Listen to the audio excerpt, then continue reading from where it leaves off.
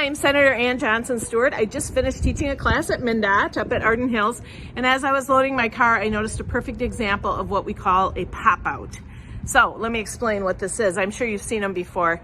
In Minnesota, we have some aggregates that we use in concrete that is not so strong. It might have some pieces in it or some composite material that's like holds water. We call it organic maybe, or something like that.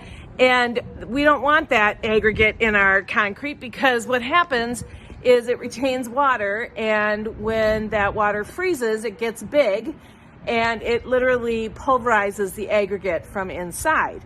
Now, if we have too much of that, we end up with really bad quality concrete.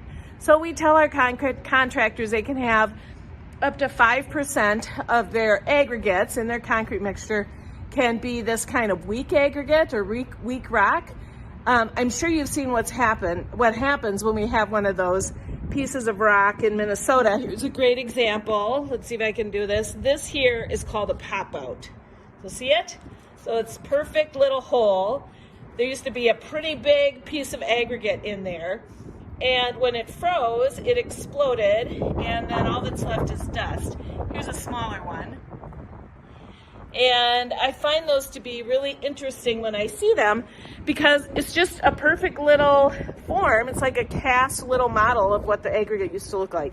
Anyway, there's only a few. Here's another one. There's maybe 5 of them in that concrete panel, but we try to limit those for obvious reasons. So now next time you see a little perfect hole on the top surface of a sidewalk, you know what it is. It's called a pop-out.